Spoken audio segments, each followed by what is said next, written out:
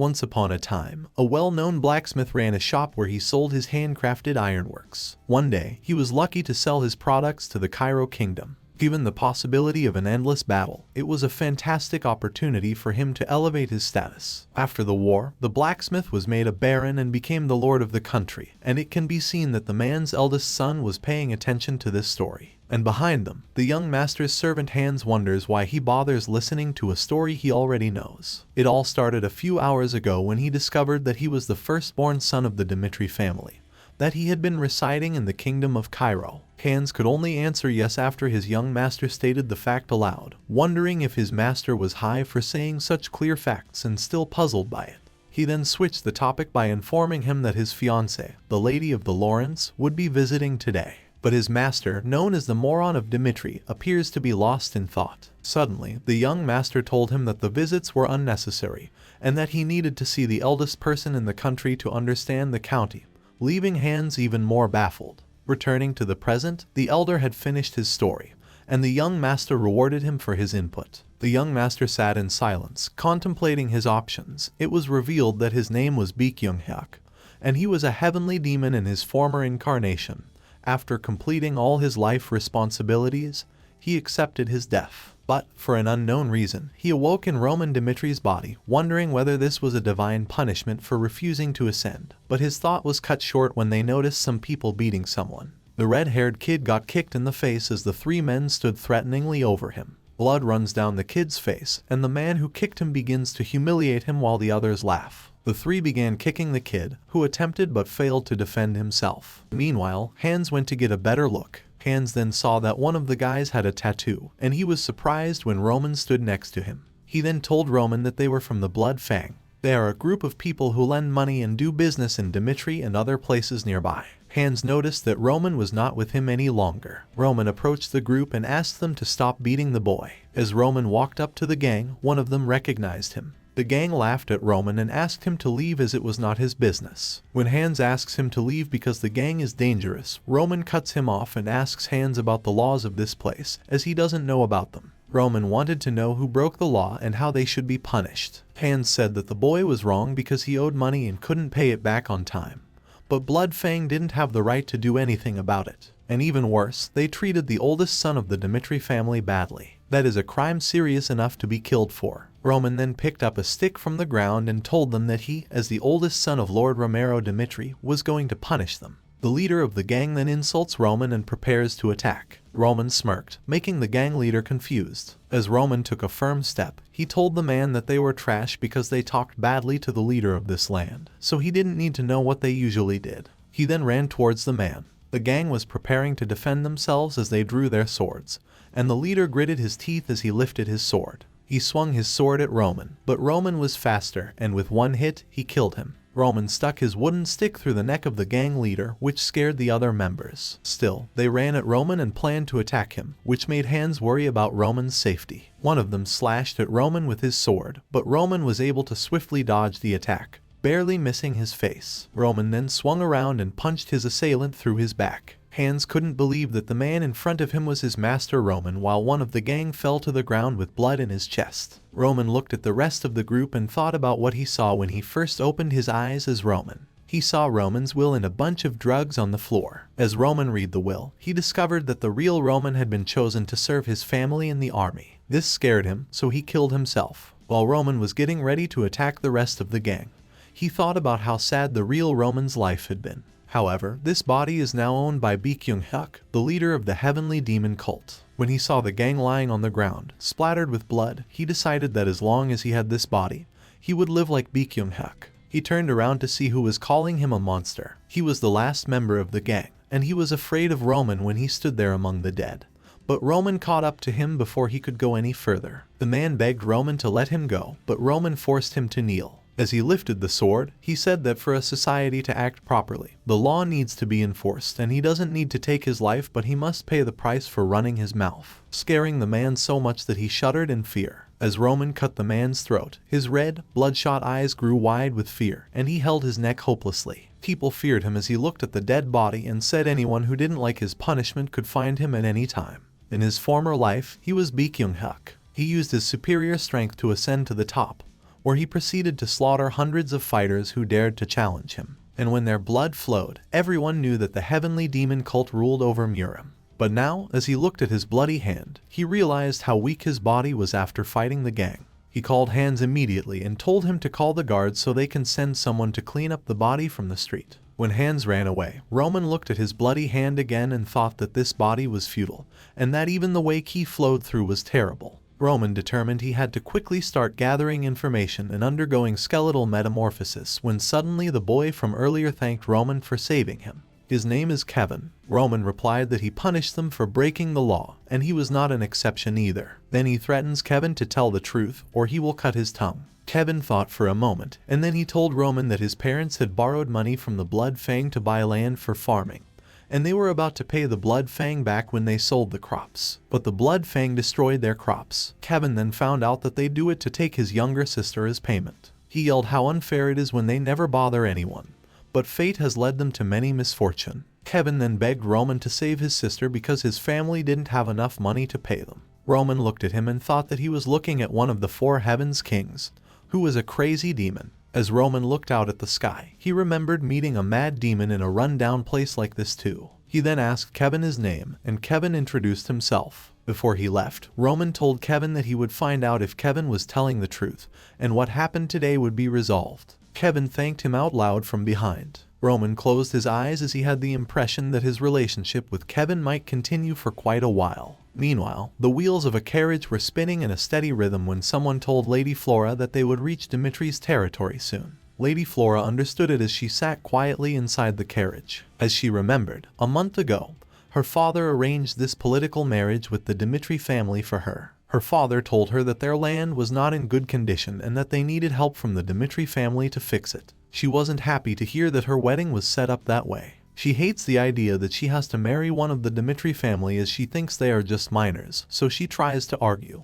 But her father cuts her off. He was sorry that he had come to that decision, but he had no other way. Back to the present, her servant informed her that they arrived. While she was being helped out of the carriage, she considered how she was going to marry the second son of the family, who had a promising future. Instead, Roman insisted on getting married to her, and she ran into him as she entered the palace. The moment he sensed a presence behind him, he turned right away. Flora closed her eyes, unable to look at Roman because he's known as the dimwit of Dimitri who only cares about wealth and fun. As she led him to talk in private, she decided that she couldn't marry him, so she determined to tell him about it. She told her feelings to Roman that she didn't want this political marriage, and to her surprise, Roman quickly accepted. Flora was surprised to hear it. Then Roman said that the moron of Dimitri was not good enough to marry her, so the wedding should be called off. While she couldn't believe what she heard, Roman said that he'd tell his dad right away because it was important, but she stopped him. Roman turned and asked if she had a problem with it, to which he told him that Roman really wanted to marry her. But all of a sudden,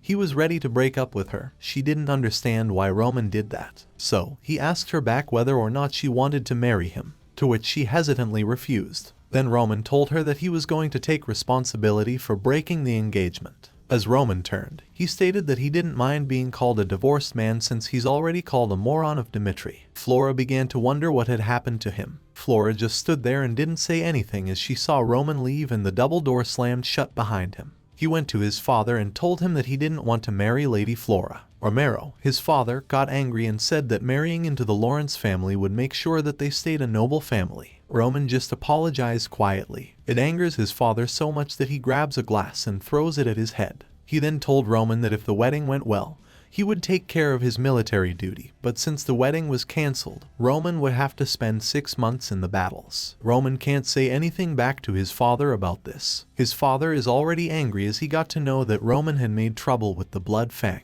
He told Roman that he needed to take care of this problem himself, thinking that Roman would cry for mercy. But Roman stood silently in the doorway for a while before he said that he understood and accepted this as blood trickled down his eyes. And to Romero's surprise, Roman said that he would fix the problem himself since he was the one who made it. He said he'd come back when everything was fixed and left before Romero could say anything. Outside the door, Roman took a cloth from his pocket and used it to wipe the blood from his face. When Roman heard someone tell him he was crazy, he opened his eyes and saw Flora standing in front of him. He asked her why she hadn't left. Flora then told him that Blood Fang is a dangerous group that doesn't even mind threatening royal families. If he caused them trouble, they would get back at him, and without his family's help, he wouldn't be able to do much. Roman didn't listen to her, so she kept telling him to go back and beg for forgiveness. He asked her why he would do that. Flora was about to argue her point, but Roman sighed and called her presumptuous. She was not happy to hear it. A few hours earlier, Roman was coughing when Hans sprayed him with perfume because he smelled like blood, and complained about how tight his collar was, but he had to wear it to show respect to his fiancée, Flora. He worried that getting married would give him more problems just as he was getting used to this world. But as they got ready to go downstairs, he realized that Hans was right. He can't be rude to a woman who hasn't done anything to bother him. But he had to call off the wedding without hurting her feelings. That was his plan. But later in their conversation, he noticed that Flora had never planned to treat him with any kind of respect. That made him less likely to be nice to her. That's why he called her arrogant then. He also said that he understood she probably hadn't even thought about him when she decided to call off their wedding. She started to worry when he would take full responsibility for her. When Flora tried to answer, Roman stopped her by saying that once the wedding was cancelled, she had no right to get in the way of his choice. Flora just stood there and was unable to answer. Roman then turned around and said they would go separately and mind their own business. As he left, he thought about why he would take full responsibility for it. He wants to prevent any marriage talks after he broke their marriage, and also wants nothing to do with her again. This was the first and last time they met. Later at night, Rihanna told her husband to stop drinking when he was about to take another swing. Romero told all that happened to his wife Rihanna, and he broke his promise to not use violence against Roman. Rihanna consoles her husband by saying that because of that same promise, their child grew up without difficulties. However, Romero feels lost because Roman was the only child who endured the terrible times with him. Rihanna hugged him and begged him not to blame himself for being a terrible father. She also told him he still has a chance to fix his son's mistake. She went on worrying about Roman's safety, and she was afraid he would only get himself killed having trouble with the Blood Fang gang. Romero called the person who was guarding the door and told him to call Captain Jonathan immediately. The next day, Roman was walking freely, and Hans was following him, worried about his safety, saying they should go back because they didn't know when the Blood Fang would return to get their payback. But Roman didn't pay attention to him. Instead, he asked Hans when the gang got so powerful, but Hans didn't know the answer. Roman noted that Blood Fang became famous by brutally killing their business rivals during a territory dispute. Hans was at a loss because the gang was still dangerous. Roman agreed, but only if they could scare him. Then, he made the decision to go to an old restaurant. The name of the restaurant is Atelier, and it was full of people chattering and waitresses carrying glasses of beer. When they were in the restaurant, they ordered a lot of food, and Hans was surprised by how tasty it all looked. Roman told Hans to eat while he did his investigation because it was too dangerous for Hans to keep following him. Hans stood his ground and wouldn't let Roman go on his own, even if it put him in danger. Roman just stood there and looked into Hans' eyes. He didn't say anything, but he did ask if Hans was on his side. Hans is, of course, on his side. In the final moment, Roman gives Hans an order telling him not to follow him and that he's done enough just by accompanying him outside. Hans felt helpless and could only watch as his master left without being able to stop him. Hans didn't think his master would say such nice things to him, but his thought was cut short as he ran quickly to get help. Meanwhile, on the streets, Roman thought about Blood Fang as he walked. They're weak and move in small groups, making them hard to catch. As he watched the peaceful neighborhood, he concluded no one could touch them because of the potential outrage if they weren't completely wiped out. Roman knew he had to bait them, and now that he had been walking around without hands, the Blood Fang would soon attack him because there is much less security on the streets today because the Dimitri Knight has regular training, and he intentionally went in a back alley. Soon after, someone walked up behind Roman, and one of them got ready to pull out his knife. One of the three men who were following Roman called him before he attacked him with his knife to get back at him. Roman just stood there in silence before he finally turned toward his attacker. When he heard his name being called, Captain Jonathan turned to see Hans sprinting towards him. He went right up to Hans and asked him if something was wrong.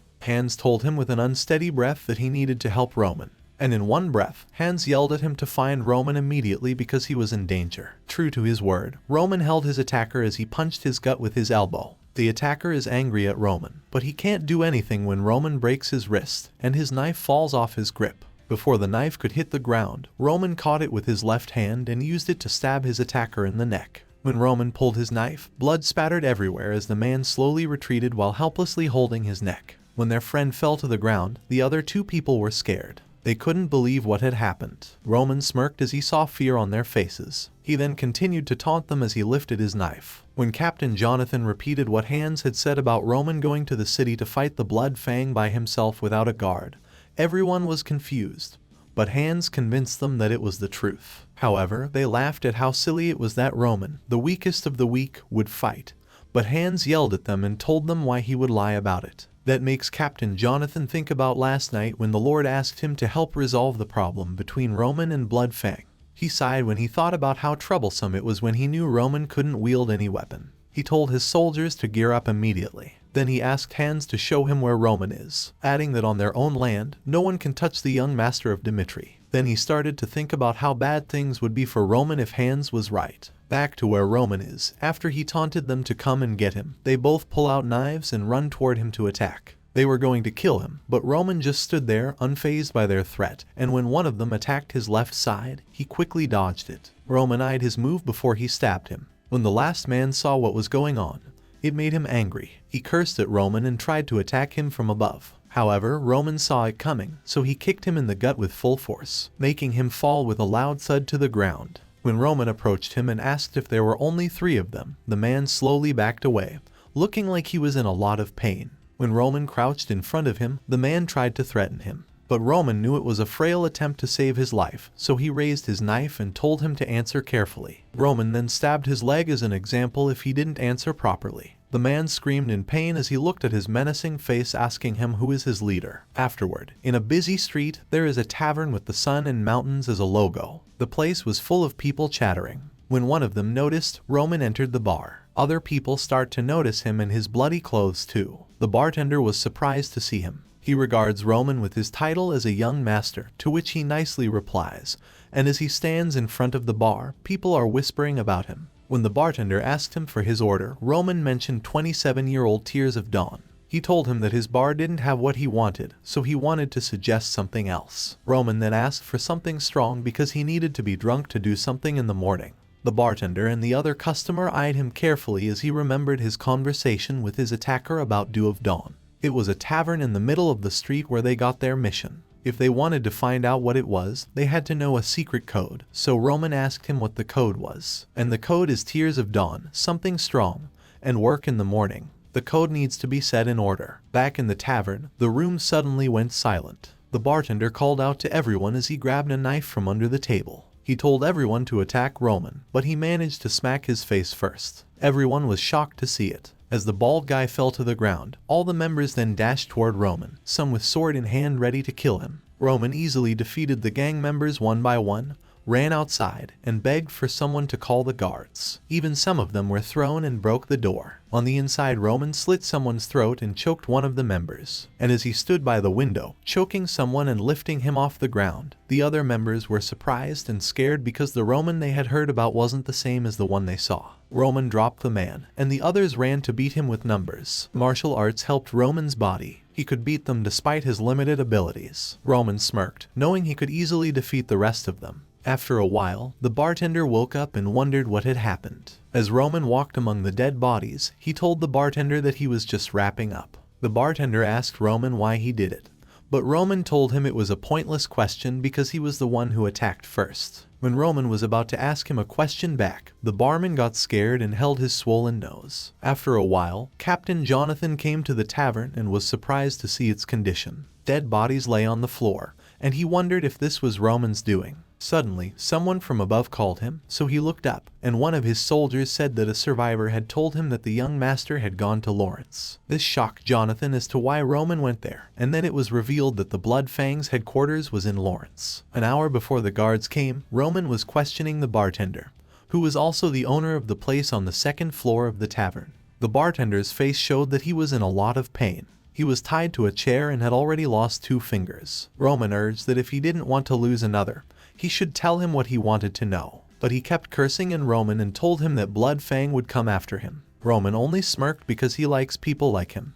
Roman said that the most useful information comes from people who don't talk even after being tortured and who don't fear death. But the barman kept asking Roman to kill him, so Roman started to wonder why. Roman averted his gaze, and he noticed a photo. He walked over to it and took the picture. He wants to see if, no matter what he does, he really won't open his mouth. Turns out, it was a picture of the bartender and a young boy. Roman showed it to the bartender and smirked. Roman threatens the bartender that he will find and kill his son, who is in the picture, but the bartender denied it. Roman knew it was a lie though, because they looked the same. The barman finally snaps at Roman for using his family as a threat when he's from a noble family. Roman didn't care and instead claimed that Blood Fang's willingness to die for revenge intrigued him. Meanwhile, the bartender tried to free himself from the chair. The barman stopped moving when Roman mentioned most Blood Fang members owed them a lot of money and weren't always bad people, but eventually they became one. Blood Fang easily enslaves debtors' families by committing crimes to make them owe them money. As Roman looked at the picture,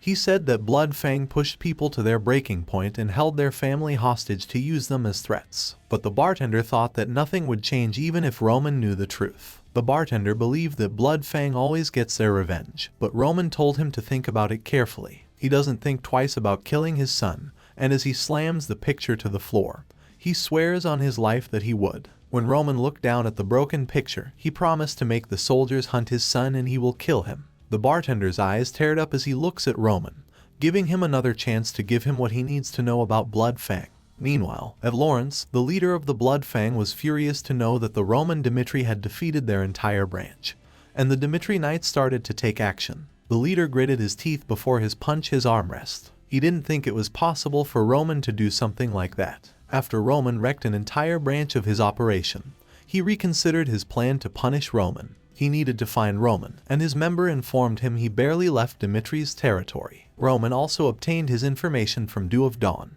The leader believed that Roman was mocking him by attacking their headquarters by himself, so he ordered the man to gather all of their forces to kill Roman. He decided that he would kill Roman and hang his body in the square, and the Blood Fang's terrible reputation would be restored. Meanwhile, in the castle, Flora's father was in a meeting. They discussed how the Barco's family has borrowed heavily from the gold bank in order to arm themselves for war, and how they must do the same as quickly as possible. He was in deep thought until he came to the conclusion that the war was inevitable. He never thought this would happen until the Barcos sent him a paper. One of them said that if the central government sided with the Barcos, they would eventually give the Barcos their land. But one guy said they had to keep their land no matter what because it was the most fertile soil in the country. Then everyone at the table began to argue about an old note between the Lawrences and the Barcos. But Flora's dad told them to stop, and everyone at the table fell quiet. He told them they couldn't give up their land because families from all over the country would fight over it. Since the Barcos didn't want to give in,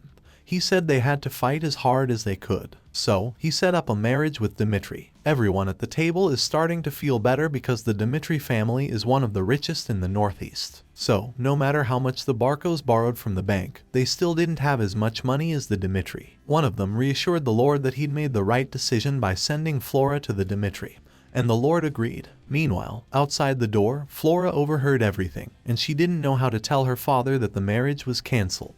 She was walking back and forth in front of the front door, thinking about how she'll tell her father the marriage was over and how that would affect his plans and their family's future. She finally decided that she couldn't marry someone she didn't love. At that moment, a guard ran up from behind her. Flora was surprised as the guard kept calling the Lord, and Flora responded awkwardly when he gave his courtesy to her. Before he opened the door and informed the people inside that there was an emergency, Flora began to wonder what could be going on. It turns out that the emergency is that mob of Dimitri Knights knocking on their door looking for Roman, while the captain argued that they had to drop their weapons and follow the regulations. So, Captain Jonathan tried to threaten them that if something were to happen to Roman, he would not spare them. Then another guard from inside came and informed his captain that the Lawrence Plaza was wrecked. Captain Jonathan, who overheard it, began to worry that Roman was in danger. Meanwhile, people in the plaza were watching in terror as someone was being dragged across the center of the square, leaving a trail of blood behind them. It turns out that Roman was the one who dragged the Blood Fang leader, who was bleeding from one eye and had bruises all over his face begging for mercy. A while ago, Roman arrived at Blood Fang's headquarters in Lawrence, and at the other side of the door, the gang was already armed and ready to fight. As the door opened with a loud creaking sound, the leader of Blood Fang, later known as Ben Miles, stood proudly in the middle of the room, thinking that dealing with Roman would be easy. His cocky face showed how sure he was to win this fight, but it quickly changed into fear. As he kneels in front of his dead members, lying on the bloody floor, he looks up and sees Roman walking among the dead bodies. Even though he didn't want to die, he kept thinking about how he would die, and in the end, he begged Roman to spare him when his face was covered in bruising. He kept asking Roman not to kill him as he was dragged to the plaza's center and thrown to the ground like he weighed nothing. The people around the plaza were scared because of what they were seeing. While Ben offered to be Roman's servant for as long as he lived and be as loyal as a dog, Roman smirked at his offer. But Ben should have told him that before trying to kill him. He then kicked Ben's head down, making a loud thud as his head hit the hard concrete. Then Roman makes an announcement to the people around the plaza that Ben is the leader of Blood Fang. Roman doesn't hold back his words when there's a child there when he says that Blood Fang has spread terror in Dimitri. With a menacing look, he declared that the Blood Fang's crimes were clear, so he would execute him in front of the people of Lawrence. When Roman finished his words, he kicked Ben's head again and killed him instantly. The people were surprised by Roman's act, and at the same time, Captain Jonathan arrived, and he witnessed how brutal the execution was. Meanwhile, in the castle, a guard tells the Lord that Roman Dimitri was led into Lawrence because he is engaged to Flora. But an hour later, he dragged a man when he showed up at the Lawrence Plaza. The guard stated Roman declared the man he brought was Blood Fang's leader and executed him in front of the crowd. The whole member of the table was shocked to know that Roman had executed the leader of the Blood Fang, including Flora's father. The other people at the table started talking, and one said that Roman had killed someone without the Lord's approval. Then, the Lord told them to bring Roman to him because he wanted to hear this from Roman himself. After a while, Roman and Jonathan came to meet the Lord. Everyone thinks that Roman defeated the Blood Fang with the help of Captain Jonathan. Roman then greets Viscount Lawrence, but the Lord told him to skip the formalities and tell him everything. Roman then told them everything, including that the Blood Fang had attacked an innocent Dimitri resident, so he killed them immediately. Meanwhile, Flora watched the door with curiosity. When she saw a guard, she told him to come up to her immediately so she could ask him why Roman went to his father's office. So, the guard told Lady Flora everything that happened. In the office, Roman told the Lord he decided he couldn't leave them alone, so he attacked their base and killed their leader. He remembered the fight at the Dew of Dawn, where people ran outside in fear. Roman then asked the Lord if what he had done was wrong. The Lord didn't say anything. Instead, he asked his advisor if he knew anything about Ben. He said that he knew Ben was well known, but he never thought he would be the leader of Blood Fang. The Lord decided the case was closed since it was partially Lawrence's fault for not taking this matter seriously. He promised to reward Roman later and said that he could leave. Both Roman and Jonathan understood him and bowed before they left. After Roman left, the Lord was laughing, making his advisor confused. As he leaned into his chair, he was intrigued by Roman's character and was glad Roman would be Flora's husband. He then ordered a servant to bring Flora immediately. In the afternoon, Roman was on his way back to Dimitri with Jonathan and his soldiers. The sound of horseshoes dominates the silence. Jonathan watched Roman from the back of the horse for a while before he asked him if he really had to taunt the Lord. Roman, who rides ahead of Jonathan, said Lawrence was partly to blame, and he only showed them how irresponsible they were. He said the Lord didn't know about the marriage cancellation, so he wouldn't punish his daughter's fiancé, surprising Jonathan. As Jonathan watched Roman get ahead of him, he wondered who this person was because he wasn't the young master he knew. When they arrived in Dimitri, Roman started to reminisce about his past life. He was Baek-Young-huk. He was the son of the heavenly demon, and his father threw him in an underground cave to prove himself worthy of the throne. His dad told him that if he died, all he had to do was have more kids. But if he is really his son, he must show that he is fit by ruling over everyone. Inside that cave, he was surrounded by strangers and beaten by the other demon children for being weak. The leader of the demon children punched him until he fell to the ground. When Young-huk was able to rise, he immediately tried to retaliate. But Young-huk got punched in the face first, and the others looked down on him. The leader kept beating him up while lying helplessly on the ground. His childhood was rough the moment he was thrown into a world where only the strongest survive. Later at night, in Dimitri's castle, Roman was taking a bath. He was tired because his body wore out quickly. He lay in his bath and thought about everything he had done since waking up in this world. Looking at his right hand, he realized that most of his actions were because of Blood Fang. He was Young-huk in Roman's body. He killed anything in his way.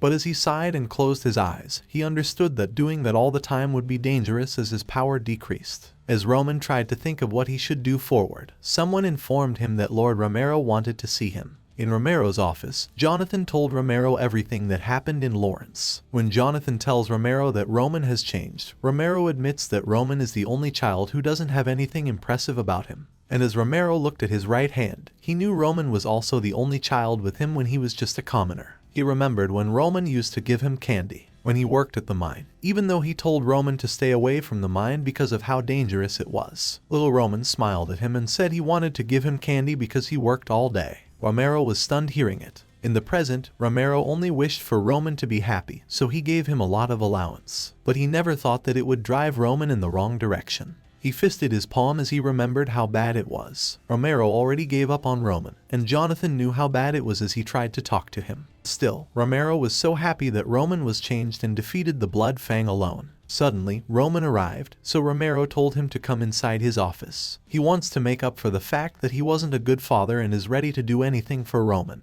Roman's face showed no emotion as he walked into the room. Romero put his hands together and called his son. As they looked at each other, Romero asked Roman if he had beaten the Blood Fang alone. Romero's face told Roman that if he told him the truth, Romero would look at Roman differently. Roman thought carefully about his answer. When he tells the truth, it could turn against him, and he could get some time to grow if he lied. He closed his eyes because he couldn't decide what to do, and lying would have been the smarter choice. However, he remembers his childhood when he was always the one getting punched, and it was always the leader of the demon child who beat and mocked him. And that day, his hand found a rock when he got mercilessly beaten to a pulp. So, with no hesitation, Young-hak used the stone to smack the leader on his head. The leader screamed in pain as blood flowed from his forehead, and he fell to the ground while holding the side of his face. Young-hak didn't waste a minute as he swung the rock and hit the leader with it repeatedly. Ultimately, the rock was covered in blood, and the other kids feared him. As Young-hak stood on top of the leader's dead bodies, he threw the rock to the ground, and then he told the other kids to deliver a message to those inside the cave. His face grew dark, and his eyes glowed red as he said that the person who killed their leader was him. At last, after much thought, Roman told Romero the truth. He used power to establish his authority back then, and he still doesn't feel the need to disguise that fact.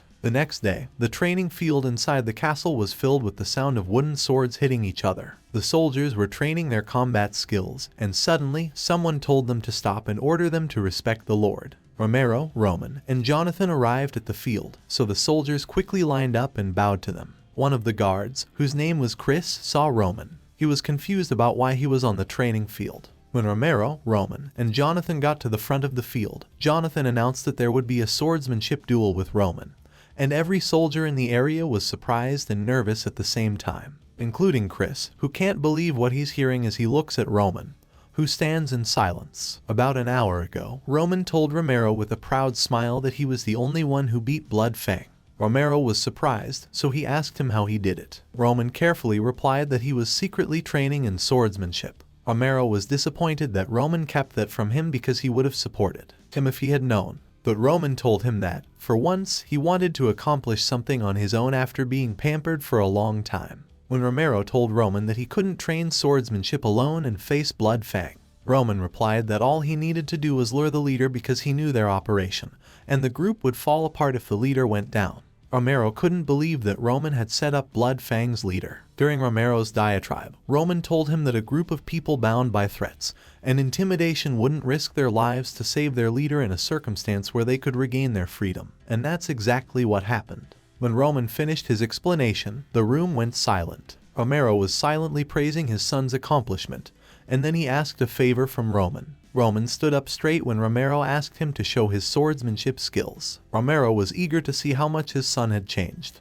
Back to the present, the atmosphere in the field becomes bleak when no one wants to volunteer for the duel, and Chris knows that they wouldn't gain anything by winning, and if they were to lose, they might be kicked out. Jonathan thought he should send an expert who could completely subdue Roman to keep the prestige of the Knights. He then chooses Chris, the vice captain of the Dimitri Knights. Chris got shocked, as he didn't want to fight Roman. The first time Chris ever met Roman was last year when he received a report of a drunkard causing a disturbance while patrolling the area. He couldn't believe what he saw when he arrived at the scene. The drunkard was none other than the Roman Dimitri. He was throwing fits and breaking bottles, which scared the bar owners. Roman was drunk out of his mind and mocked the owners as lowlives and ordered them around. And when the owners were too scared to move, he threw a glass bottle at them. Fortunately, the bottle hit the wall. Chris then approached Roman and tried to stop him by grabbing his hand. But Roman slapped him and said a lowly knight couldn't touch him. Chris knew as soon as Roman hit him that he had never trained in his life, and when Roman tried to push him away,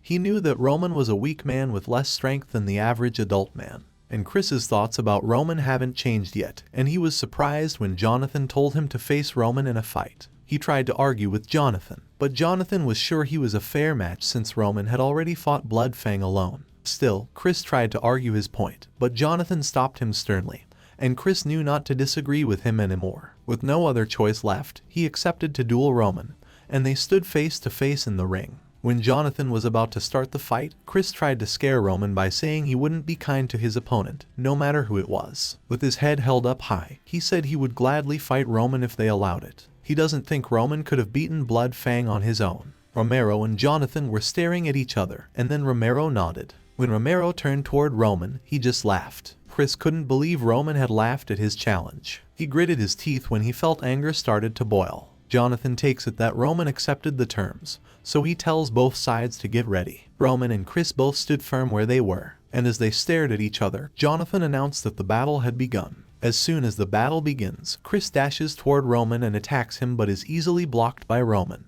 The other soldiers who witnessed it were also impressed by Chris's lightning-fast attack. Jonathan, on the opposite side, was shocked by what he saw. Both he and Chris were shocked when Roman easily blocked his attack. When Roman tried to attack him back, Chris quickly retreated. Chris was curious about Roman's strength and stability when he saw Roman standing before him, ready to defend himself. But Chris is determined to knock Roman out. So, Chris attacked Roman again. But just like before, Roman easily dodged his attack by turning left. But Chris saw another chance, so he swung his sword, but Roman could block it right in front of his face. Chris continuously attacked Roman until he saw a chance to attack him from behind. Roman swiftly got down on the ground and planned to attack Chris from underneath. When he swung it at him, Chris barely avoided Roman's sword, but his hair got cut. Chris is stunned as he sees how fast the Roman attack is. Chris backed away quickly, nearly tripping over his own feet. When Chris got to a safe distance, he collected himself when he realized how dangerous it was. Meanwhile, Romero and Jonathan were equally taken aback. They had anticipated nothing.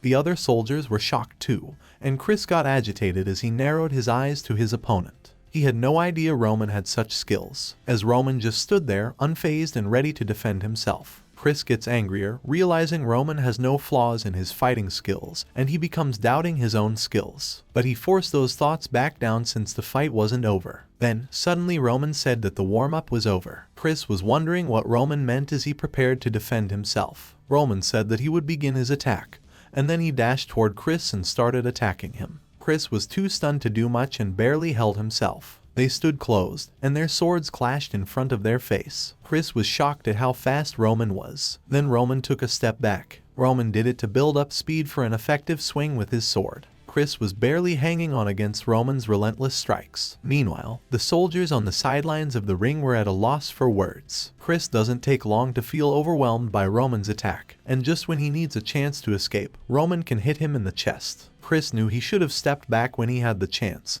but then he noticed something about Roman's move. With both of Roman's hands holding the sword on top of his head, he left a huge opening in his chest. Chris quickly moved in for the kill, but Roman could sidestep his strike. When their eyes met, Roman let out a laugh. Chris made another shot to strike Roman. Chris was determined not to lose to a moron after seeing Roman grin, so he used his aura attack on Roman by transferring it to his sword. Jonathan ordered Chris to stop immediately, but it was too late. Chris' eyes glowed red and blue sparks surrounded him as he hit Roman with his one-star aura attack. Roman was shocked by the unexpected rise in power, and a loud explosion filled the ring with dust. Everyone was shocked and tried to make sense of what just happened, and Romero kept trying to call Roman with worried etched on his face. Meanwhile, Roman sighed before he looked up, and his face turned dark. Roman was in a defensive crouch when the dust cleared to avoid the attack. Chris was surprised that Roman could prevent his attack without a scratch and that he didn't see Roman's attack coming. Chris was knocked down instantly, leaving everyone, including Romero and Jonathan, speechless. Roman is the last one standing in the ring, and there's not even a single scratch on him, while Chris is lying on the ground unconscious. Roman looked at him with curiosity. When Chris was first made a vice knight captain, he sparred with Jonathan on the training field. Other troops talked about him because he got a 2-star aura at a young age. Chris and Jonathan began to run toward each other ready to attack, but Jonathan could dodge Chris's attack easily. Meanwhile, other people talked about how it only took Chris 3.5 years to become a 1-star and how amazing his sword skills were. At the end of the fight, Chris was tired as he kneeled with his sword, so Jonathan called it a day. But Chris was eager to keep going, even though he could barely breathe. When he could finally stand alone, he asked Jonathan to teach him more. Jonathan silently praised Chris for his natural talent and excellent work ethic. Chris is a genius. However, today he lost to Roman. Chris was still unconscious on the ground while Romero and Jonathan talked about how Roman could beat a knight with a 2-star aura. Jonathan knows these are different from those of someone who only had trained a year or two.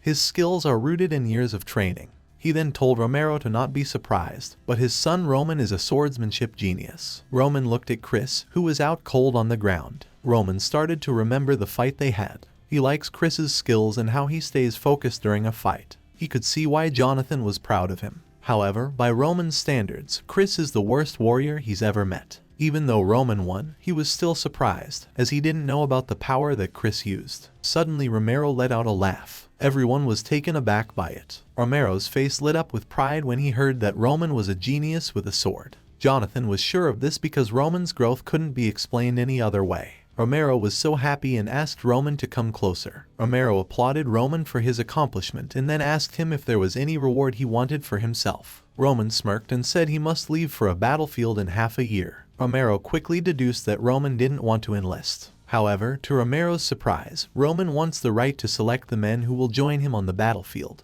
Romero offers to Roman that there is a way to mend the marriage back together. Still, Roman is determined to go to the battlefield. Romero was initially surprised at how persistent his son was. Still, he granted his request and said he would support him in anything he wanted. Upon hearing it, Roman smiled as he turned and looked at Chris, who still passed out on the ground. The next day, Chris, with a bandage on his face, is surprised as Jonathan wants him to teach aura to Roman. Turns out that order came from Romero. At first, Chris said no, because Roman still won even though he used aura in the fight. But Jonathan made an offer. Jonathan said that if he accepted this request, he would share his entire secret to become a 3-star aura knight with him, which piqued Chris' interest. Chris immediately stood up and asked if Jonathan was serious, to which Jonathan replied yes without hesitation. Chris gritted his teeth, knowing he couldn't reject the offer, so he had to put up with Roman and get the job done. He told Jonathan that he really needed him to keep his word. Meanwhile, in Roman's personal room, he was changing his clothes when Hans told him about the rumors about his fight at the training field that started to spread in the castle. Hans was happy that he could beat a 2-star aura knight. As Roman buttoned his shirt, he asked Hans if he knew anything about the aura. Unfortunately, Hans only knew that aura is the power to use mana.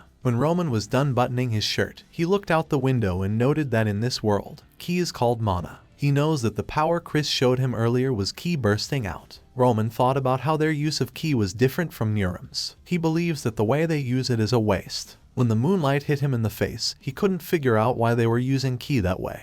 Then Roman smirked because he knew he would figure it out on his own during training the next day. At the same time, Chris's wound hurt because he was too excited. The next day, Chris met with Roman to train him. They stood in the open field and stared at each other silently until Roman sighed, which agitated Chris even more. But Chris held himself and told Roman about aura. It is a part of how mana is used, especially how warriors use it. If magicians store their mana by focusing in one place, knights store it all over their bodies. Emperor Alexandro was the person who was known as the forerunner of aura. He was the first person to realize that, unlike magicians, spreading mana all over the body can make it stronger. An aura is the power to release mana all at once and spread it through the body. But Chris told Roman that it's not essential to know the origins of mana because only a few people can use it. Chris said that only one person in 1,000 can be an aura knight, and only one person in 10,000 can be a magician. He said that even though it took him about 6 months to feel mana, being able to do so in a year is above average. Roman told him to start by trying to feel mana first, and Chris thought Roman was full of himself after Roman beat him in a match. As Roman stood there with his arms crossed and his face blank,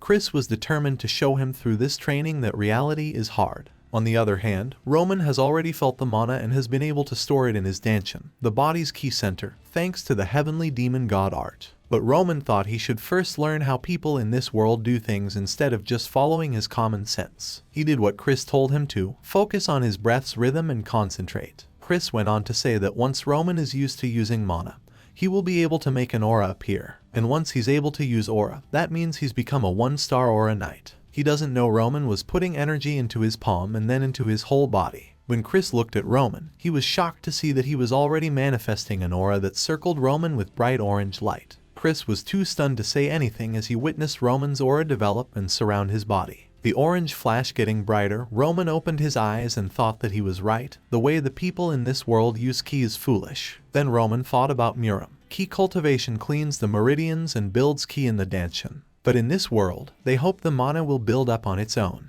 He saw that if Muram's ki was empty but dense, this world's mana was full but light. Thus, it leaves the body as much as it comes in. As Roman saw the aura form in his palm, he thought about how they use aura is comparable to how the exterior arts of Muram are used to train the exterior and gain strength. Yet, the method in this world does neither. He remembered how Chris spread his mana all over his body, which was inefficient. When Roman saw the aura in his hand disappear, he thought that in this way, he would never be the strongest, not even in 100 years. Meanwhile, Chris was shocked and asked how he had done that. Chris yelled at Roman that he already knew how to use aura. That's why he won the fight in the first place. Roman says that Chris has made a lot of assumptions, but Chris says that it's the only thing that makes sense since he trained for 10 years to become a 2-star knight. Roman laughed. It shocked Chris, and he asked if his struggle was laughable while he fisted his palm, ready to punch Roman. Roman then asked Chris if he had ever questioned his training methods while he was training. Chris froze after hearing that. Chris then asked him what he meant by that. Roman said that most people think a method used for many years is always correct, and he had this thought while he was learning energy from Chris. Roman then asked Chris why everyone was so stuck in this way when it was clearly wrong.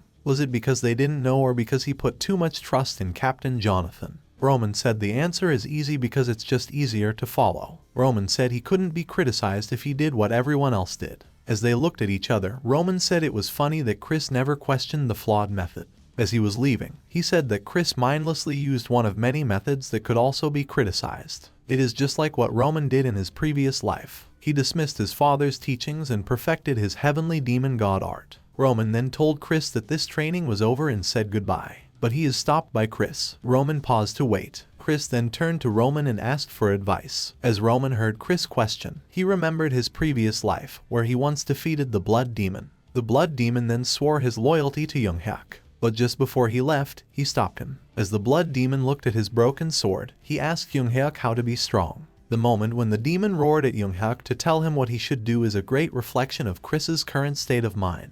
When Roman looked into his eyes, he saw that Chris had gotten rid of his pride, which made him smile because things were getting more interesting. Roman remembered how the Blood Demon who brought the past Blood Demon cult together became their leader and one of the martial arts masters who ruled the Muram and had to fight Young-hyuk for control over the demonic faction. Their battle shook the world, and at the end of the long battle, he had lost. And just like the Blood Demon, Chris also swallows his pride and asks for Roman's teachings. Roman then told Chris that if he wants him to teach him how to get stronger, he won't help him. But if he wants an answer, he can stay by his side from now on. Chris was surprised by that. Then Roman tells Chris that he wants Chris to observe him over the next 6 months as he fights many enemies and gets stronger. And if Chris stays by his side for the next 10 years, he will know the answer. When the day turns into night, the moonlight shines through the window. Chris was alone in his room and sighed as he thought about Roman's words. He remembered every training moment until he was declared a 2-star knight. Roman's words about how funny it is that Chris never questioned the method kept going through his mind, making him even more determined to do it on his own.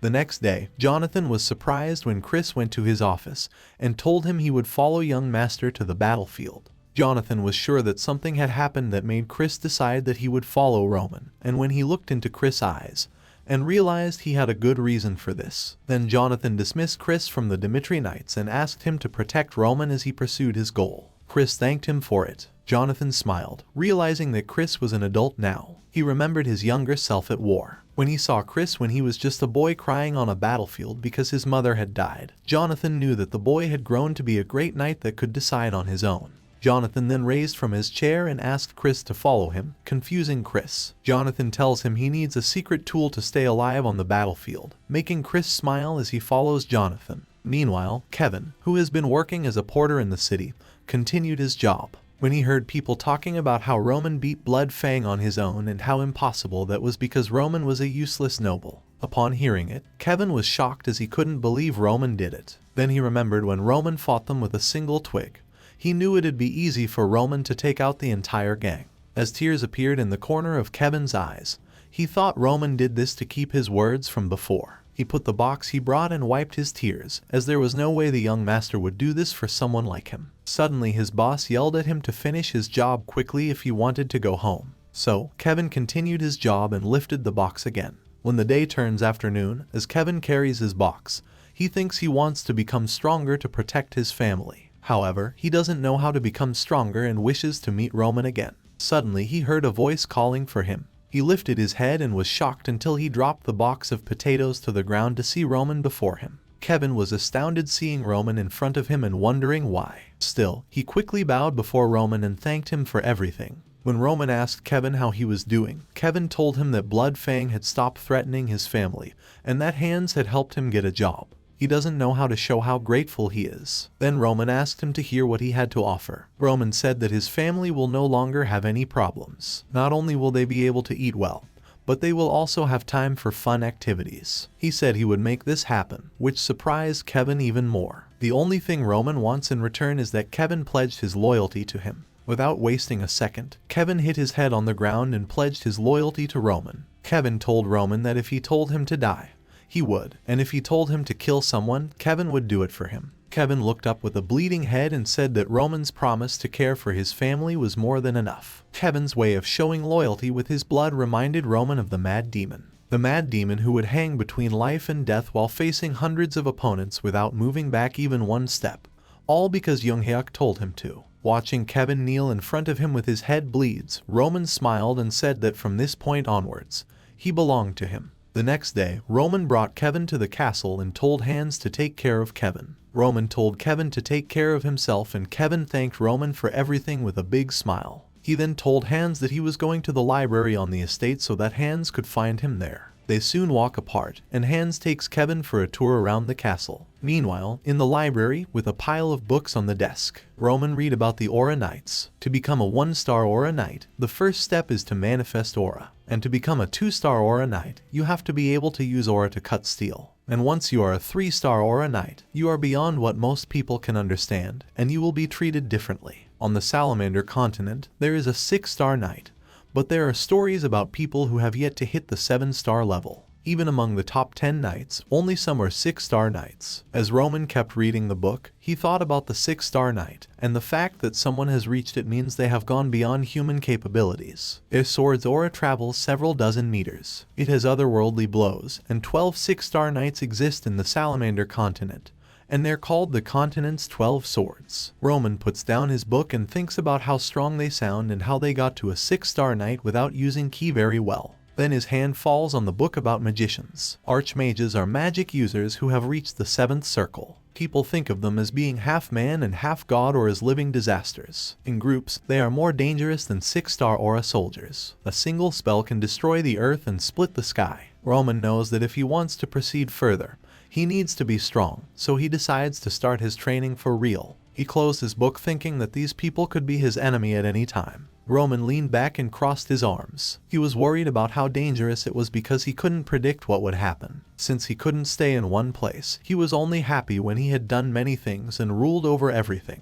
Roman thought it'd be exciting, so he and Hands went to a workshop used by his father in the past. Hands said the Baron ensured that outsiders were strictly prohibited and wholly restricted from outside. Roman entered the workshop and said it was the perfect location for training. He then told Hands not to allow even a single person to enter this workshop for a week. He asked Hands to swear he couldn't let anyone come near him if there was no significant danger. So Hands agreed. After Hands left, Roman looked at what he stood on and realized it was a straw.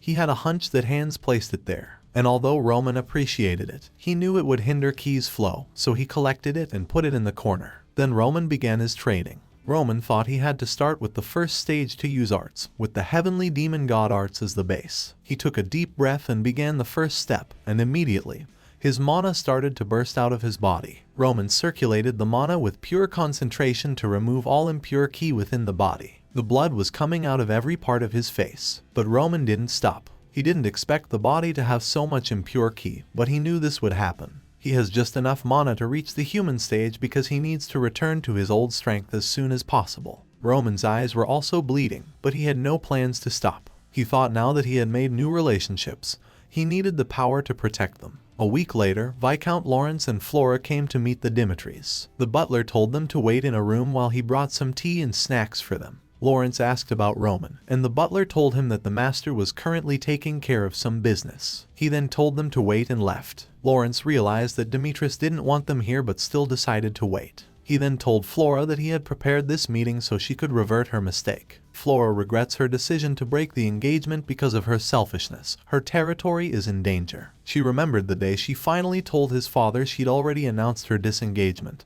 and how it angered him so much. Her father yelled at her while she explained why she decided to break the marriage, and he never expected that his daughter would do something so stupid. So, he reminded Flora that the Barcos had taken a significant amount from the gold bank for war against them. Their territory is in danger. The Viscount sat down and told Flora that the Dimitris was their only chance against the Barcos because they were rich and strong. Flora told her father they were wrong and that the Lawrences were not so weak that they had to depend on the Dimitris. He sighed and told Flora. He groaned and informed Flora they might have a chance if it was just a dispute between two families. Still, the central government backed the Barcos, and the bank gave them a loan without security, so it was more than that. He also said it would be a fight they can't win and that the Barcos would take everything from the Lawrences because they have a cause to advocate. The Barcos will take their land, pride, and even Flora, known as Lawrence's flower. As Flora thought about those memories, she knew she had messed up badly this time. Flora feels so guilty about her selfish behavior that she can't bear to look at his father. She gave herself a mental shake, telling herself to grow up and be an adult. Meanwhile, Hans was waiting outside the workshop, walking back and forth as he thought about when Roman would come out.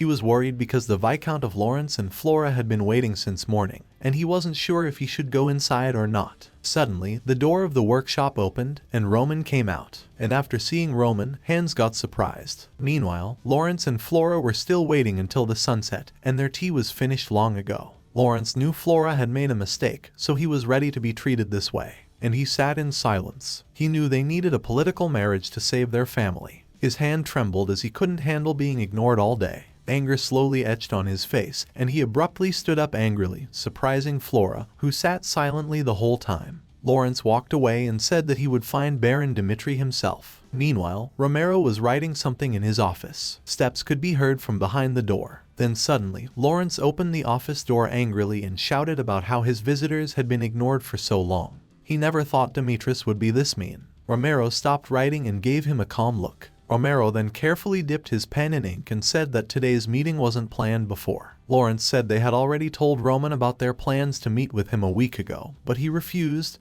yet they still came anyway. Romero couldn't possibly deny their arrival, so he asked Lawrence if he just wanted to talk about how long he had to wait. Lawrence and Flora were both surprised and realized they were wrong when Romero finished his word. He also said Roman broke up the engagement with Flora when she visited Dimitri. Even though he yelled at Roman, he knew Flora was involved in the decision, and he let the Lawrences off the hook despite knowing this. Lawrence never interrupted because he knew what Romero said was true. Flora kept her head down, realizing they hit rock bottom. Romero's palm clenched into a fist until he slammed the table angrily and knocked over his ink, saying that Lawrence was still berating him after all that had happened just because he had to wait so long for a meeting that hadn't been planned. Lawrence and Flora stood silently and took in all that anger because they knew they deserved it. Then the room fell quiet for a moment. After calming down, Romero then informed them that a month ago, he received a marriage proposal from the Barco family, and it came with a lot of benefits, but he still declined the offer. In the meantime, the ink got all over the table. Lawrence didn't understand why he turned down the offer. Romero responded that Dimitri already holds the reins of power. Romero added that Roman adores Flora, so Dimitri's was ready to fight the Barcos. Lawrence then understood that his pride had caused him to make a big mistake. Romero said he knows that Flora's and Roman's reputations don't match up,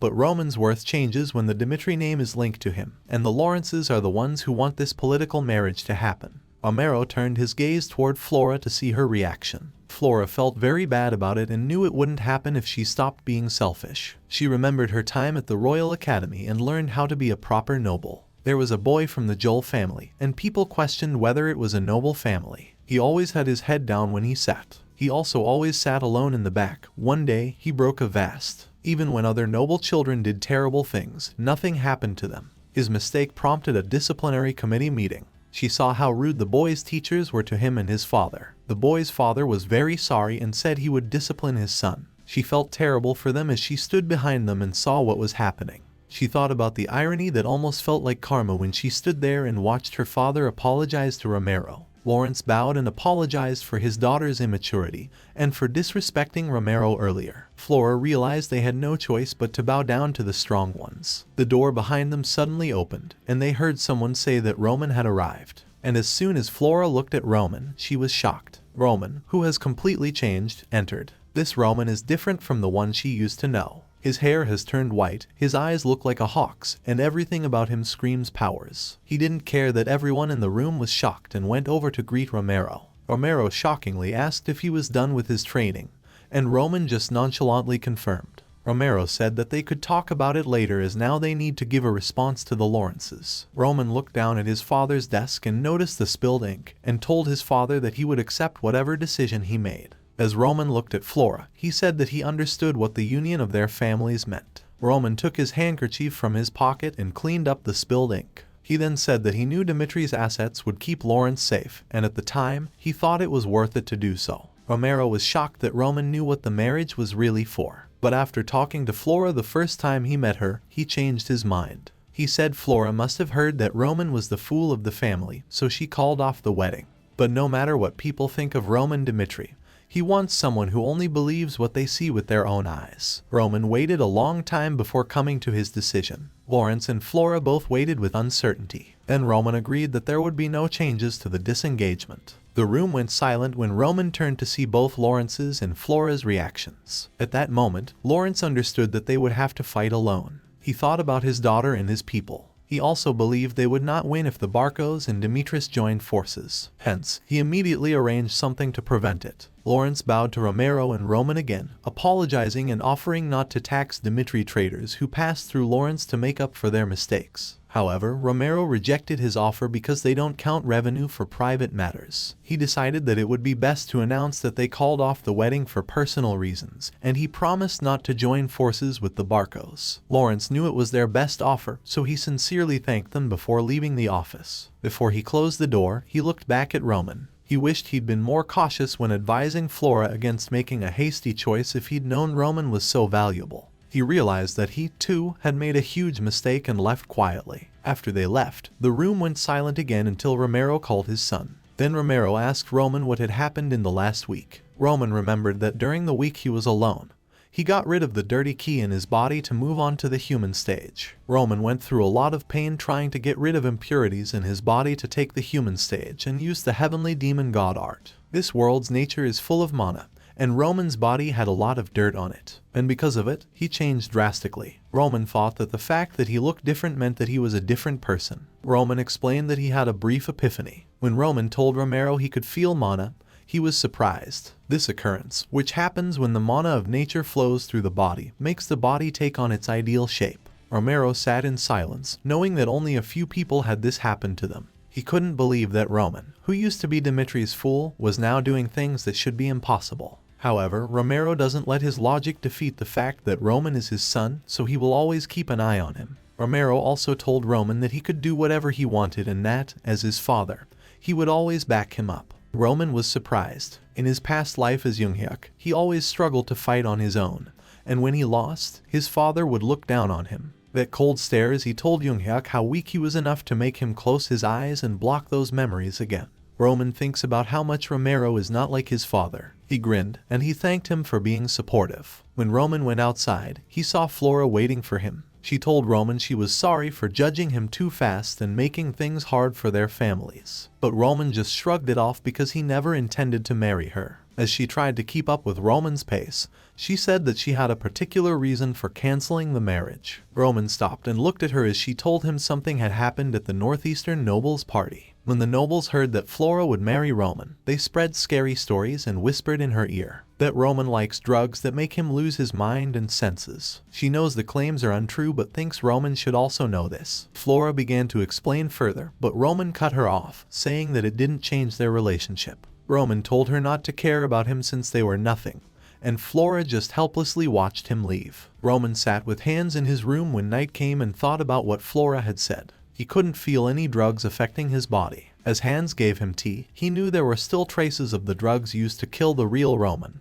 but his transformation got rid of it. Then Roman asked Hans if he had ever caught him high. Hans was shocked by the sudden question. Hans was worried because he could get fired if he said something wrong.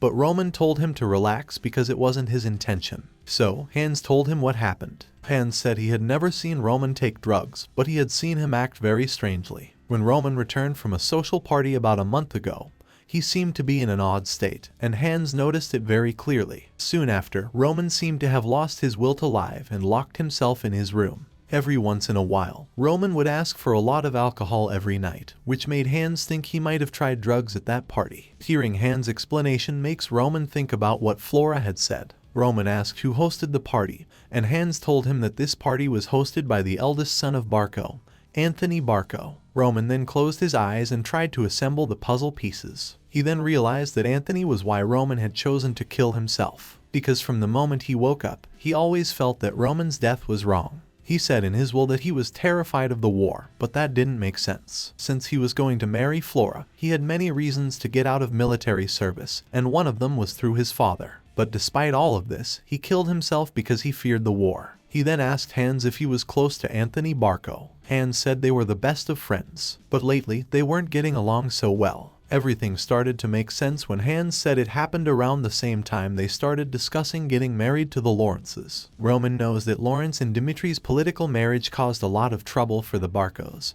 who wanted Lawrence's land, and Roman knew the best way to fix this was to prevent the wedding from happening. This is what led the real Roman to commit suicide. Hans continued by telling Roman that the Barco family had sent an invitation to a party a few days earlier. Roman didn't understand why he was invited. Hans doesn't know what to do with the invitation, while Roman thinks about how brave the Barcos are and how much they overlooked him. Roman is getting annoyed by their act. Then he told Hans to let the Barcos know that he would be at the party that would be held in 2 weeks. The next day, Hans told Kevin that Roman was waiting for him in a room. Hans told Kevin not to be shocked by the change in Roman. Roman is waiting with a sword in his hand when Kevin walks in. Roman turned to look at Kevin, who was shocked to see Roman's new look. Roman gave him a small talk about how his life in the castle had been, and according to Kevin, it's been easy because of Hans, but it made him uncertain. Kevin doesn't know his actual role, so he can be useful to Roman when he's just a farmer's kid. Roman told Kevin that he planned to use him as a sword, which Kevin didn't understand at all. Kevin was shocked but mostly confused, and Roman said that his role couldn't be determined by someone else. So Roman will give him 3 options. First is not to be Roman's sword if he is afraid of killing and learn to carry out small tasks as Hans did. The second is to be Roman's sword, stay by his side, and defend him. Kevin said that he had never held a sword in his whole life. Roman knew this, so he told him that if he chose the second choice, he would test his will by skeletal contortion. Kevin was afraid of the second choice. Then Roman told him that it was a way to make him feel like his bones and muscles were being bent. Kevin became more scared, knowing that the amount of pain he had to endure was a way to see how strong his determination was. Then Roman drew his sword and told him the third option. And the third choice is to cut off his hand with the sword Roman threw at his feet. Roman said Kevin would get stronger faster than anyone if he could stick it out until the end. Roman remembered that the mad demon, who didn't even know martial arts, could become one of the 4 heavenly kings with determination. Roman then asked Kevin which of the 3 options he would pick. Kevin looked at the sword with a grim look on his face when Roman bluntly stated that how he will use him is up to what Kevin decided. Kevin then remembered his life. He was born in a broken-down cottage outside the castle of Dimitri. Since he was little, he had to work with his parent to survive, and because of it, he could almost do anything. However, he eventually learned that the strong always exploit the weak. That's why he couldn't forget what he saw. That tremendous strength Roman showed him when he was fighting the Blood Fang. Kevin then picked up the sword even if he still didn't understand. He gritted his teeth and told himself he would do what Roman said. If this is how he can get stronger, he will cut off his arm. Roman calmly watched as Kevin prepared to cut his arm off. With a ragged breath, Kevin lifted the sword. He was scared, but he was determined to do it. He had a firm grip on the handle and was ready to swing it. Kevin screamed to the top of his lungs as he swung the sword toward his arm, and then Roman's eyes glowed as he put Kevin into illusion. Meanwhile, Chris was walking while he thought about leaving the night order to follow Roman, but he decided to train alone for a week. So, now he wants to meet Roman. He then reached outside Roman's room and saw Hans was there. Hans then told him that Master Roman was with a boy named Kevin. Chris has no clue as to who Kevin is. Meanwhile, inside the room, Kevin's sword is covered in blood. In Kevin's mind, he watched his arm fall to the ground, and blood was splattered everywhere before he passed out. When in reality, he dropped his sword midway and passed out because of the illusion Roman put in his mind.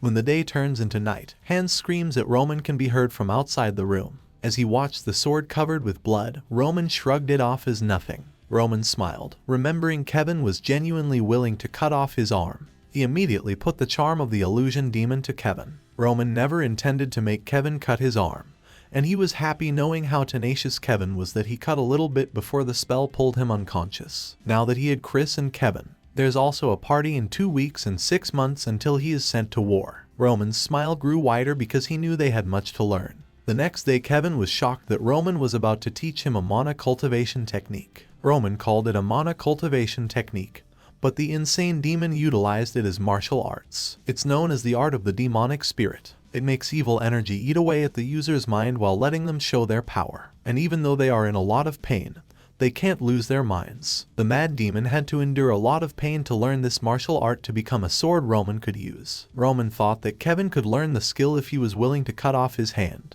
Roman told him that he was showing him this technique for one reason. Anyone who doesn't know the basics of mana can learn it, and Kevin can use it to get the power to protect everyone. Kevin was amazed at how far Roman had gone to help him. He doesn't even know how to start saying thanks. He then told Roman he was very thankful for everything and asked Roman why he had chosen to trust him. Kevin knows he swore to be loyal to Roman, but he doesn't show it yet. For all Roman knows, Kevin could run away after the training. Roman just smiled and said that he just chose to train Kevin. Kevin is more confused, but more than that, he is grateful. Roman then told Kevin that they will start the training tomorrow. And while he was leaving, Roman thought about how the mad demon asked him the same question. On the other hand, Roman knew that one can only fully trust someone if you believe in them. And Roman knew Kevin would never betray him because, as Kevin got more assertive, he would understand how dangerous it was to double-cross the heavenly demon. The next day, in the training ground, Kevin started to learn how to use a sword. And next to him is Roman, who tells him what to do and how important it is to stay focused. Kevin eagerly did what Roman told him to do.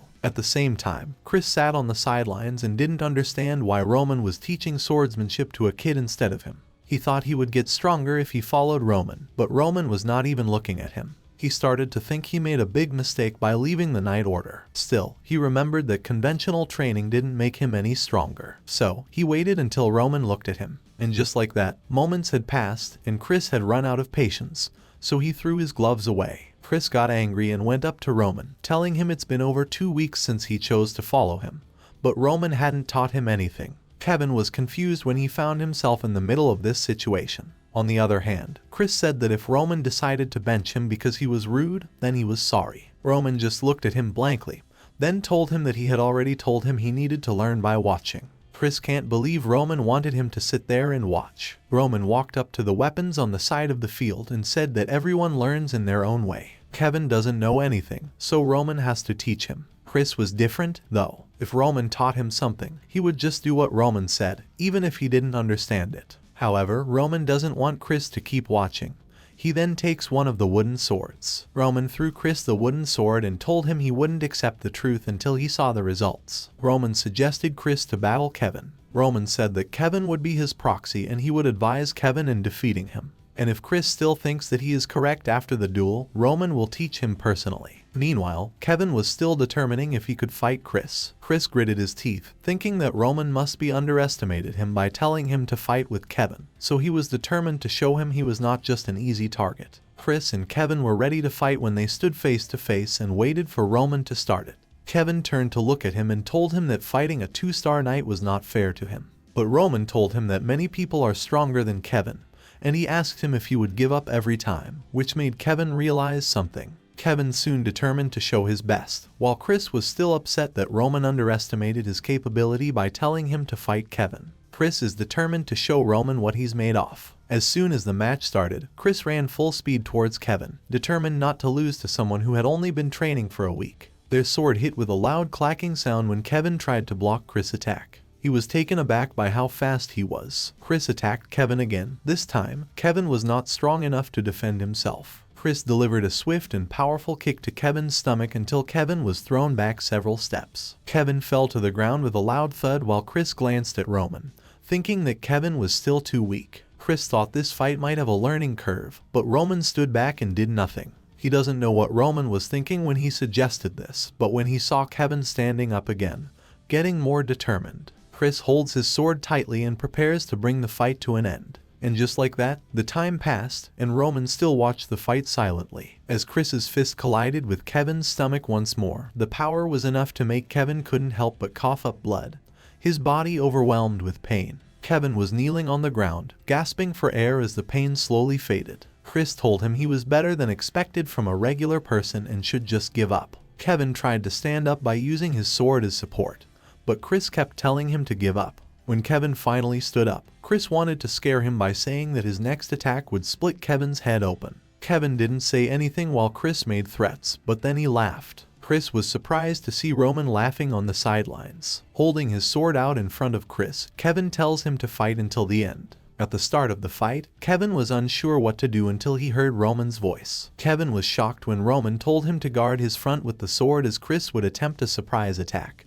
And true to his word, Chris attacked Kevin. But Kevin was able to block the attack. Then Roman told him to take one step to the side and aim for Chris' chest. Kevin tried to take the step, but his body was too slow to follow the commands, and Chris could strike him before he could take the step. Then Chris kicked him hard enough to make him fall to the ground. Kevin was in pain, but Roman told him to get up. He couldn't believe that Roman had actually talked to him. Roman told him that this was a way to send sound through mana, and that he would say to him what to do in this way. Kevin doesn't understand how mana could be used in this way. He was about to get hit by Chris when Roman told him to throw his body to the right. He did what Roman said, and Chris missed him. Chris is immediately aware of what's going to happen, and at the same time, Roman tells Kevin to turn and strike Chris in the left chest. Kevin then turned around and went for Chris's left chest, but Chris moved out of the attack and kicked him again. But Kevin managed to catch himself before he went down. He knew Chris was open, but he was too slow to act while he grabbed his stomach to relieve some of the pain.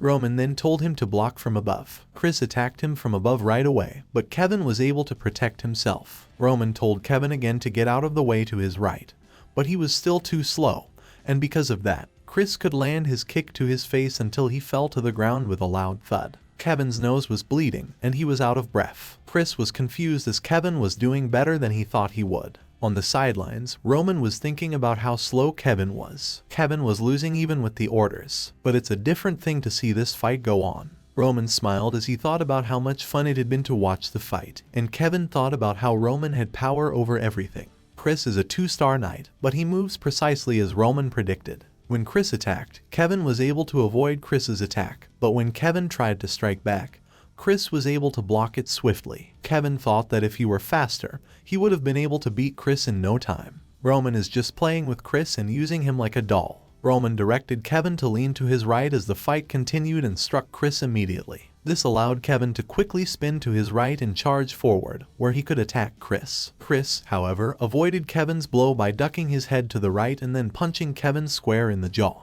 Chris didn't understand how Kevin dodged danger and even attacked. At the same time, Kevin now knew how powerful Roman was and was happy to serve him. Kevin decided to choose to serve and protect Roman. He gripped his sword tightly and concluded that if someone like him wanted to become Roman's sword, the only answer was his willpower. Then Kevin raised his sword high and was ready to attack with all his strength, but he was knocked down so hard that he coughed up blood. Kevin didn't say anything while Chris made threats, but then he laughed. Chris was surprised to see Roman laughing on the sidelines. Holding his sword out in front of Chris, Kevin tells him to fight until the end. Chris was agitated and losing patience. Chris was trying to hit Kevin in the arm, which made Kevin realize how bad things have become. But Roman's voice echoed in Kevin's ears, urging him to charge ahead. With determination, Kevin took a step forward, his heart pounding. Without hesitation, he launched himself at Chris, ready to engage in combat. Kevin was determined to attack Chris with all his power, and Chris was aware of the change in Kevin's strength. Kevin's eyes narrowed as he aimed at Chris' head. With a swift motion, he swung the sword to the left,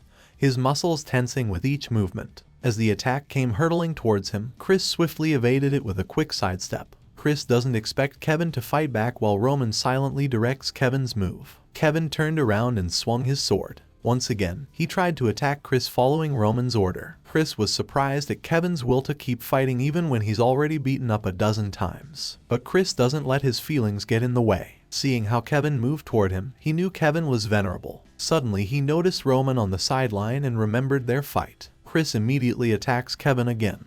But to his surprise, Kevin takes sidesteps and manages to avoid his attack. The moment went too fast for Chris to react when Kevin was already planning his next strike. Kevin swung his sword aiming it directly at Chris. The attack, unfortunately, missed its mark. Kevin stood there, his eyes wide with surprise, as he realized he couldn't land a single blow on his opponent. On the other hand, Roman wore a confident smile, seemingly unfazed by Kevin's futile attempts. Chris sighed in relief when Kevin crouched under Kevin's sword just in time. Then using his power, Chris raised his sword and lunged towards Kevin. The clash of their weapons echoed through the air as Chris skillfully struck Kevin's sword, causing it to be forcefully dislodged from his grip. The impact was so powerful that it sent Kevin hurtling backward, his body soaring several feet through the air. Ultimately, Chris won as Kevin was lying unconscious on the ground. Meanwhile, Roman was looking at everything from behind. Roman thought about how Chris would duck from the start because he thought the second attack would be fake. Suddenly, Kevin was groaning in pain. Chris couldn't believe that Kevin could still wake up after the fight. Roman suddenly walked past him and told Chris that he had won the fight, so he would teach him from tomorrow while lifting Kevin from the ground. After a while, Chris was inside his room, sighing as he took off his shirt. He wondered why he had decided to fight when he didn't get anything and almost lost. Kevin's last move was similar to what he did the first time he fought Roman. He thought that if he hadn't fought Roman before, he wouldn't have been able to beat Kevin, and suddenly he laughed. He smiled and thought that he had grown from just that one experience. The next day, Roman questioned his plans. Chris told Roman he doesn't want any teachings from him as he has grown from a single fight with Kevin. He will look for a way to get stronger by following Roman. Chris sat on the sidelines and thought about how much Roman had changed. His image no longer fit him, and Jonathan couldn't even come close to his powers. Chris now knew what Roman meant was for him to grow stronger and find his own method by observing him, and that's precisely what he would do. With a bright smile, Roman told everyone to continue training. And just like that, a week went by, and it was time for the social party. A week before the social party, everyone learns that Roman Dimitri's marriage with the Lawrence family was broken. The Lawrences had decided to have broken the marriage, but Roman is the family's klutz, so people didn't believe it. If they broke off the battle while the war with Barco is so close, it proves Dimitri's oldest son's rumors. And then there are the rumors about the Romans defeating the Barcos, but some still doubted it. Meanwhile, Anthony Barco was laughing loudly in his room. As he read the announcement, he couldn't believe Roman was easy to control, and was happy that Roman was about to attend the party. Anthony raised his glass and smiled, happy that his plan had worked well. Suddenly, he couldn't wait for the party to start. On the banquet day, Roman was contemplating whether to wear his clothes. Because the clothes are too fancy and over the top, Hans said that this is his first public gathering since disengagement, so he won't let him wear his regular attire. Hans told Roman where the clothes came from, and Roman listened quietly. Hans then gave Roman a defeated look because he knew Roman probably wouldn't wear the clothes he had made.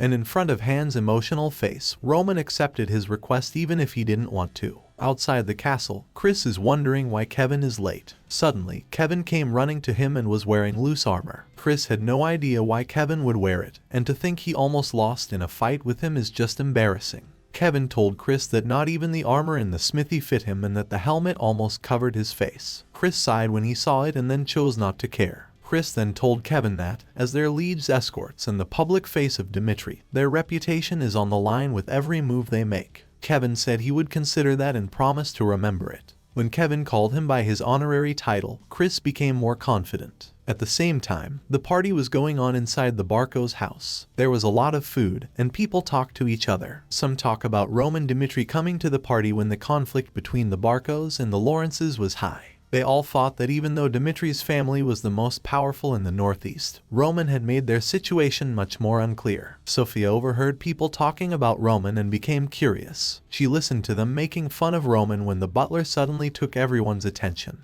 The butler announced that the eldest son of Dimitri had arrived, and Roman entered the room with a confident smile. People were amazed by how much Roman had changed as he moved further into the room. Sophie, who was smitten by Roman, put down her drink and walked over to him. She went close to Roman and introduced herself as Sophia of the Grisel family. She knew that Roman probably didn't know her family because they weren't the most famous people in Cairo, but Roman did, which shocked her and made her blush. Roman greeted her with a smile and even talked about her family's history. Before coming to this party, Roman requested books about the background of all the families in the northeastern area. Hans didn't understand why Roman asked for it, so Roman told him that he needed to learn everything he could about the northeast families and their histories. And now, Roman is using that knowledge to change his reputation among the families, and he starts by talking about the history of Sophia's family. The two people making fun of Roman before were dumbfounded when they saw how well he talked to her. Then Magna approached Roman, and he talked about his family history too. And just like that, other people started talking to Roman one by one, and his plan to win over the others worked. Magna told Roman how he had misjudged him, and then suddenly, the butler came close to Roman. He told Roman that Anthony had asked him to come into the back room,